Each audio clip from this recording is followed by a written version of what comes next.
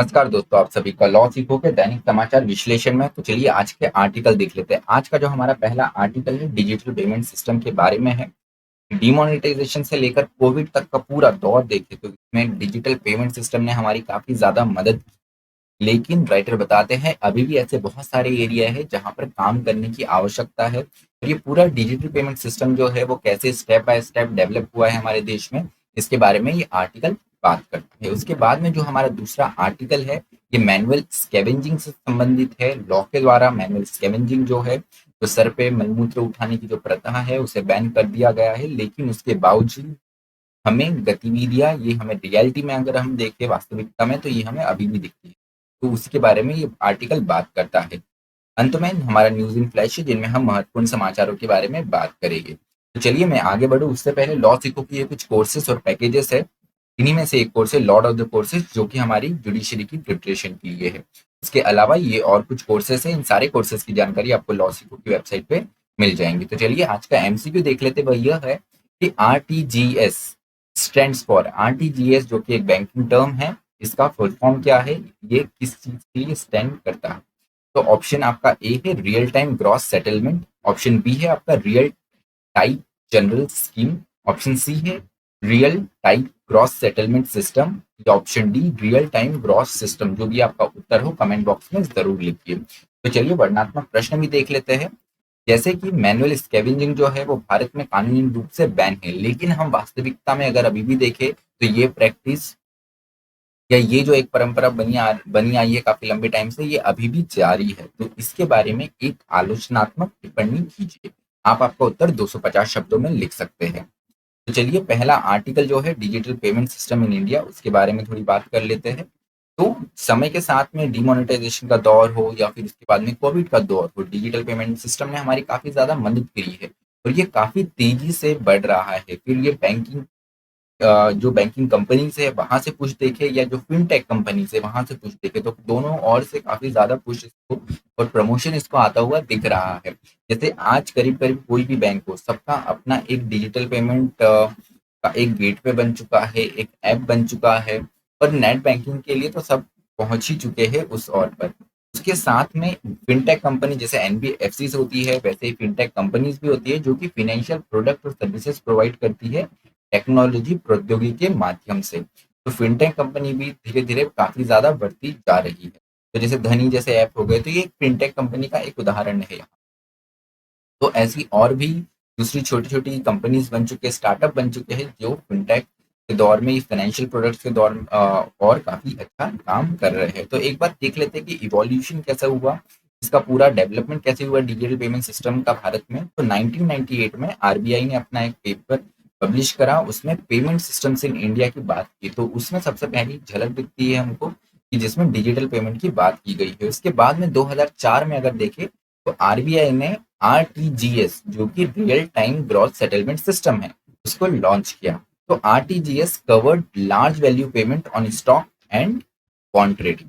तो जो बड़े बड़े स्टॉक और बॉन्ड ट्रेडिंग हुआ करता था उस टाइम पे, आप इतना सारा अमाउंट एक साथ लेकर एक जगह से दूसरी जगह तो नहीं जा सकते। तो आरबीआई ने सोचा क्यों ना हम इसे ऑनलाइन सिस्टम के माध्यम से करें, तो उसीलिए आरटीजीएस बड़े पेमेंट ट्रांजेक्शन के लिए इंट्रोड्यूस किया गया। उसके बाद में 2005 में आरबीआई ने national electronic fund transfer NEFT launch किया। अब ये जो एनईएफटी था, जैसे आरटीजीएस जो है बड़े फंड ट्रांसफर के लिए होता था, वैसे एनईएफटी जो छोटे अमाउंट होते थे कंपैरेटिवली उनके लिए बनाया गया। के साथ में 2009 में बहुत महत्वपूर्ण जो बदलाव आया, आरबीआई ने national payment corporation of India NPCI को लॉन्च किया। तो अम्ब्रेला रिटेन पेमेंट्स इंस्टीट्यूशन, तो ये एक ऐसे पेमेंट इंस्टीट्यूशन के दौर ऐसा डेवलप हुआ जिसके अंदर काफी अब नए नए जो प्रोडक्ट लाए जाते हैं या नई नई जो चीजें लाई जाती है वो इसके अंदर ही इंट्रोड्यूस होती है। जैसे फॉर एग्जांपल यूपीआई अगर हम मान लें, तो यूपीआई इसी एनपीसीआई के अंडर ही चलता है। उसके साथ में राइटर ने सजेस्ट किया है कि बैंक गिरो सेंट्रलिन जो बीसीजीएबी मॉडल है स्वीडन का, हम उसे भी फॉलो कर सकते हैं। ये भी बहुत एक अच्छा उदाहरण है जहां पर हम एक अच्छा हमारे डिजिटल पेमेंट सिस्टम को आगे हम लेकर बढ़ सकते हैं।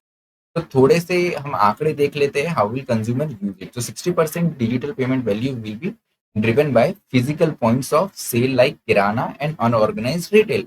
हम यहाँ पे देख सकते हैं जो हमारा unorganise so called unorganise sector हम जिसे कहते हैं, वहां पर डिजिटल 60% डिजिटल पेमेंट वैल्यू का होता हुआ हमको दिखता है। उसके साथ में 50% of person to be merchant transaction will be for less than 100 rupees. तो अब छोटे छोटे जो अमाउंट है उसके लिए भी काफी ज्यादा इस्तेमाल इसका किया जा रहा है। उसके साथ में what will be the potential impact, तो इसका इम्पैक्ट क्या हो सकता है, 50% of internet user will use digital payment. तो ऐसा अंदाजा लगाया जा रहा है कि जितने हमारे यहाँ पे इंटरनेट यूजर्स है उसमें के 50% डिजिटल पेमेंट सिस्टम्स को यूज करेंगे। उसके साथ में 15% of India GDP will flow through digital payment. तो ये बहुत अच्छी बात है। डिजिटल पेमेंट में आपके पास में हर जगह का ट्रस्ट रहता है, अमाउंट कहाँ से कैसे ट्रांसफर हो रहा है, कैसे जा रहा है, इसका सारा लेखा जोखा होता है। तो 15% जो जीडीपी है वो हो सकता है आगे चल के डिजिटल डिजिटल पेमेंट के माध्यम से ही हमें देखने को मिले। इसके साथ में 70% of digital payment will be driven bye top 100 million internet users. तो 70% जो डिजिटल पेमेंट सिस्टम है वो भी टॉप 100 मिलियन इंटरनेट यूजर्स के द्वारा यूज करते हुए हमें देखने को मिल सकता है। तो यहाँ पे डिजिटल पेमेंट के कुछ इंडिकेटर है जो इसकी सक्सेस बताते हैं। सबसे पहले तो गवर्नमेंट और आरबीआई के द्वारा इसको सपोर्ट किया गया। सबसे बड़ा हम सपोर्ट अगर देखने को मिलेंगे तो डीमोनेटाइजेशन के टाइम पे जो छोटी छोटी कंपनीज थी, वॉलेट थे, जैसे पेटीएम हो गया, फोन पे हो गया, इन लोगों ने ग्रो करना स्टार्ट किया। तो ये खुद बताता है कि भारत कैसे डिजिटल पेमेंट की ओर बढ़ रहा है। साथ में गवर्नमेंट भी इसके समय समय पर इससे एक पुश, एक मदद देते रहता है। उसके साथ में प्रॉफिट पोटेंशियल की अगर आप बात करें तो NPCI success against international player is recognised by central bank in many countries. तो एनपीसीआई की जो बात करी थी हमने, जो सेटअप किया गया था, एक बहुत बड़ा कदम था 2009 में जब ये आया। इसके अंडर ही यूपीआई भी आता है। तो ये केवल हमारे देश में हमारे बैंक, हमारे सेंट्रल बैंक की ओर से नहीं, ये इंटरनेशनल लेवल पे भी इसका काफी अच्छा नाम हुआ। और विभिन्न देशों के जो सेंट्रल बैंक है, जैसे हमारे देश में आरबीआई है, यूएस में फेडरल बैंक, फेडरल रिजर्व है, तो इनके द्वारा भी इसे रिकॉग्नाइज किया गया और इसे काफी अच्छा माना गया। उसके साथ में इंडोर्समेंट बाय बैंक और इंटरनेशनल सेटलमेंट। तो यहाँ पर जो इंटरनेशनल सेटलमेंट है उसके लिए भी इसका उपयोग बहुत ज्यादा यहाँ पर बढ़ गया है। तो यहाँ पर राइटर बताते हैं कुछ स्टेप्स है जो हम ले सकते हैं गवर्नमेंट की ओर से और दूसरे ओर से, जिससे हम डिजिटल पेमेंट को और ज्यादा प्रमोट कर सकते हैं। तो सबसे पहले फाइनेंशियल सपोर्ट पे आरबीआई एंड गवर्नमेंट। तो गवर्नमेंट जितना फाइनेंशियल सपोर्ट अभी जो सपोर्ट दे रहा है, उन सपोर्ट में फाइनेंशियल सपोर्ट को भी, आर्थिक मदद को भी करना जरूरी है। सबसे पहले तो रिड्यूस प्राइस। तो यहाँ पे जो प्राइस लगता है ट्रांजेक्शन का, उससे कम करने की काफी ज्यादा आवश्यकता है। जैसे बजट 2020-21 में जो एमडीआर है, मर्चेंट डिस्काउंट रेट। अब मर्चेंट डिस्काउंट रेट क्या होता है, this is the cost paid by merchant to a bank for accepting payment from their customer. तो मर्चेंट को ये पेमेंट करना पड़ता है अगर उनके जो कस्टमर है वो डिजिटल माध्यम से पे कर रहे हैं। तो जैसे रुपए का हो गया या यूपीआई हो गया।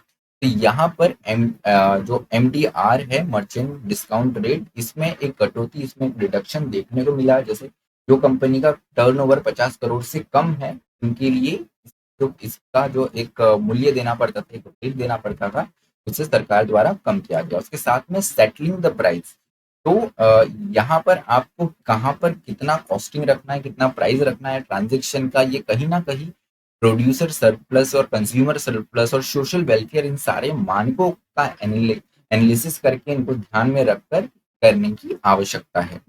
तो यहाँ पर की बैरियर्स की बात करी है टू डिजिटल पेमेंट। तो हैबिट टू यूज कैश जो है सबसे बड़ी बात, हमारी एक हैबिट बन गई है, तो उसको सुधार, उसमें अगर हम धीरे धीरे सुधार लाए तो हम धीरे धीरे करके और डिजिटल पेमेंट की ओर बढ़ सकते हैं। उसके अलावा कॉम्प्लेक्सिटी की बात की गई है। जो ज्यादा उम्र के लोग हैं या हमारी जो एल्डर पॉपुलेशन है, उनको थोड़ी बहुत दिक्कत इसमें आती है, तो यहाँ पर लिटरेसी बढ़ाने की जरूरत है। उसके अलावा lack of compelling value proposition की बात करिए, inertia of non cash payment की बात की गई है, और दूसरे अदर चार्जेस और जो रीच की बात की गई कि ये कुछ हमारे लिए बैरियर्स हो सकते हैं।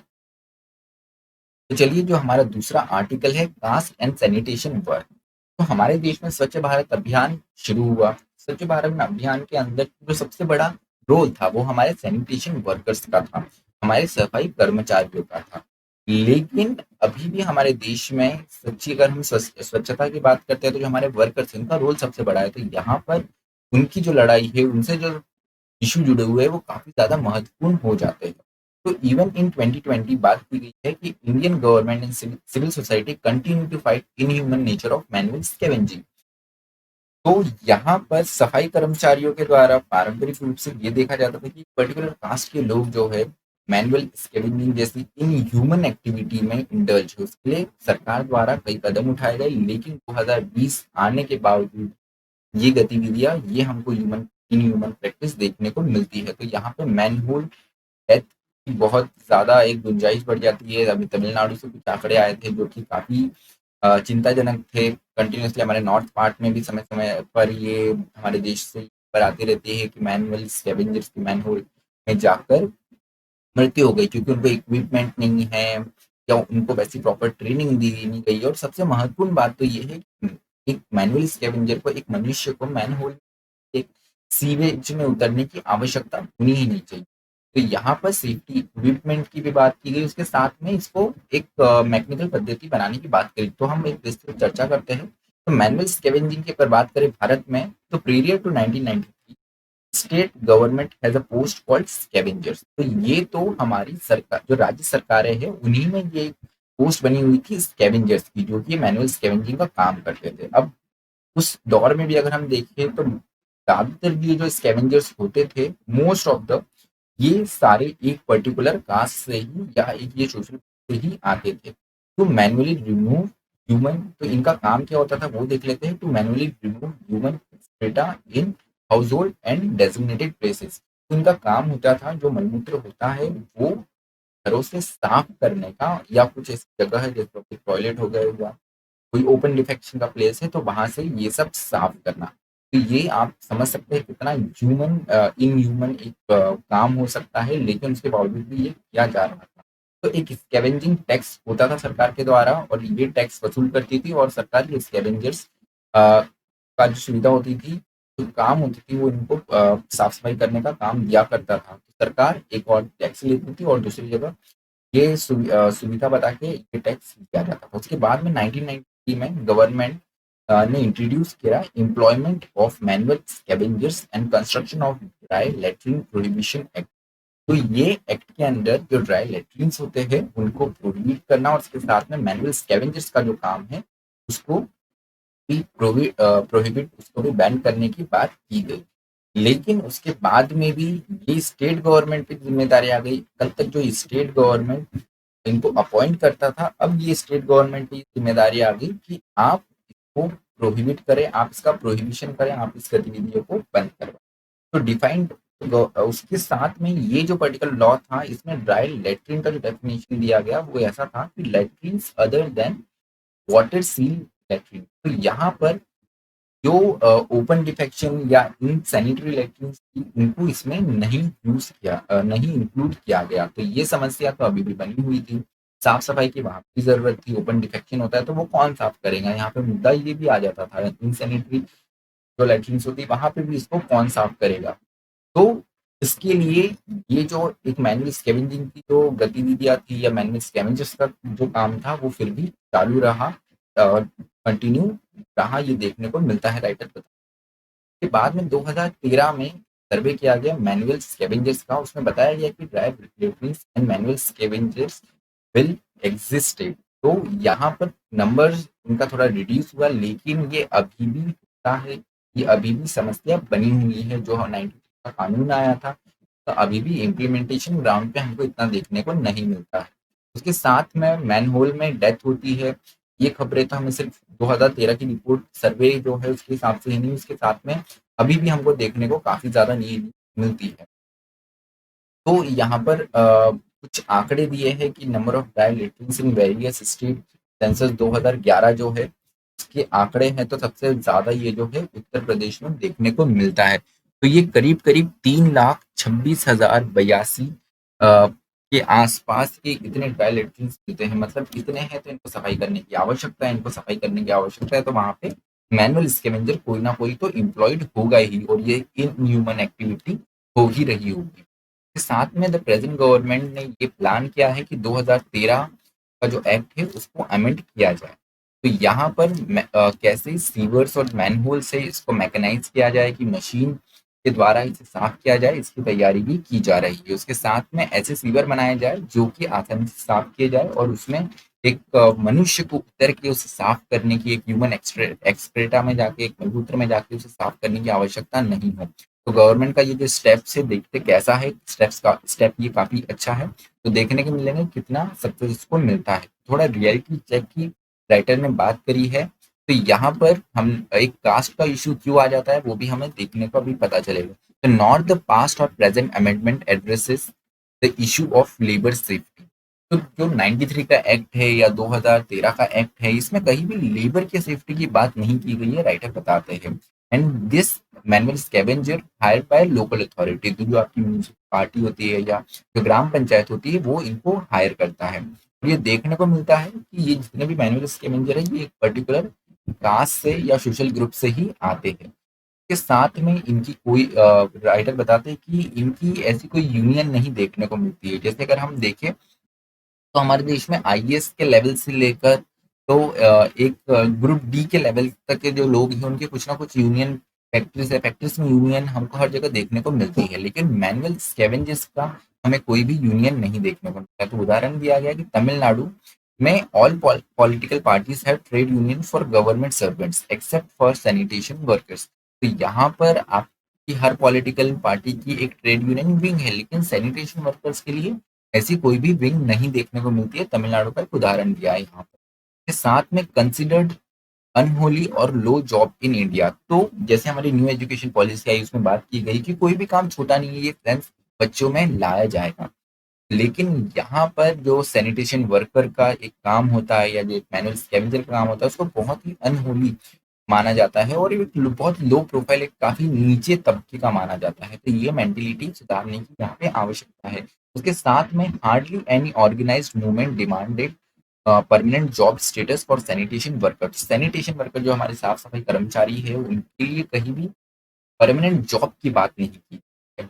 मतलब जहां पर भी साफ सफाई की बात की जाती है तो ये कॉन्ट्रेक्चुअल बेसिस पे होता है, लेकिन कहीं पे भी ऐसा परमानेंट जॉब हमें देखने को नहीं मिलती। और आज तो ये कॉन्ट्रेक्चुअल जो एक सिस्टम है बहुत ज्यादा ही बढ़ते जा रहा है। इसके साथ में चेन्नई फ्लड का उदाहरण दिया है कि चेन्नई फ्लड के दौरान तो जो सैनिटेशन वर्कर्स थे उनको गार्बेज में जो भरे हुए ट्रक रहते हैं उसमें उनको ले जाया जा रहा था साफ सफाई की, बहुत ज्यादा इनह्यूमन है। तो चलिए न्यूज इन फ्लैश देख लेते हैं आज का। सबसे पहले स्टेट ऑफ ग्लोबल एयर 2020। तो एक रिपोर्ट आई है which is called state of global air 2020, जो कि US based health effects institute ने दिया हुआ है। तो इनमें उन्होंने बताया कि long term exposure to air pollution contributed to over 1.67 million annual death in India. तो भारत में जो एयर पॉल्यूशन के कारण जो डेथ होती है वो करीब करीब 1.67 मिलियन के करीब है। तो बहुत बड़ी समस्या है 2019 के ये आंकड़े हैं। तो ये किससे जुड़े हुए हैं? रिपोर्ट में बताया गया है कि यूज ऑफ चारकोल, वुड और एनिमल डंग फॉर।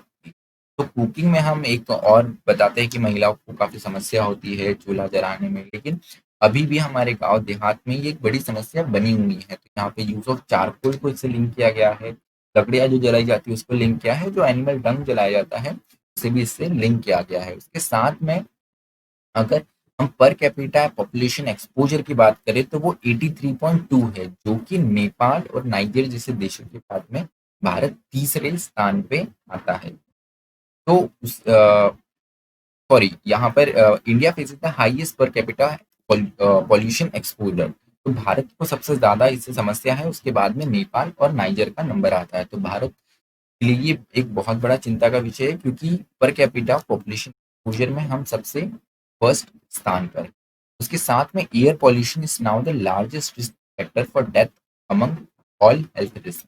तो हेल्थ रिस्क जो होती है विभिन्न, उनमें एयर पॉल्यूशन से होने वाली जो समस्या है वो सबसे पहले स्थान पे खड़ी होती है। तो देखा जा रहा है दिल्ली में कुछ कार्यक्रम चलाए जा रहे हैं, उसके साथ में केवल एक जगह या एक सिटी में कार्यक्रम चलाने की आवश्यकता नहीं है, में पैन इंडिया और हमें सेंट्रल लेवल पे भी ऐसी पॉलिसी की आवश्यकता है जहां पर हम ऐसी समस्या को कंट्रोल कर सके। तो ये रिपोर्ट थोड़ी याद कीजिए, हो सकता है एग्जाम में ये कहीं पूछी जाए। उसके साथ में आईएनएस कवरत्ती की बात की गई है। तो ये इंडिजीनियस स्टेल्थ है जो कि कमीशन किया जाएगा इंडियन नेवी के द्वारा विशाखापट्टनम में आज के दिन। अभी तक शायद हो चुका होगा जब मैं ये रिकॉर्ड कर रहा होगा। तो ये उन 4 इंडिजीनियस एंटी सबमरीन वॉरफेयर में से एक है जो कि हमारे भारत में ही बनाए गए हैं, जो कि director of Naval design DND जिसे शॉर्ट में कहते हैं, उसके साथ में garden rich ship builder and engineer जो कि कोलकाता की ये कंपनी है उनके द्वारा इसे बनाया गया है। तो आईएनएस कवरत्ती का जो कमीशन हुआ है ये हमारे नवल फोर्स के लिए काफी अच्छा साबित होगा। आगे देखते हैं हमें ये कितना ज्यादा मदद करता है। तो चलिए आज का जो विश्लेषण है वो यही समाप्त होता है। मुझे सुनने के लिए आप सभी का धन्यवाद। इसी तरह पढ़ते रहिए, मेहनत करते रहिए। थैंक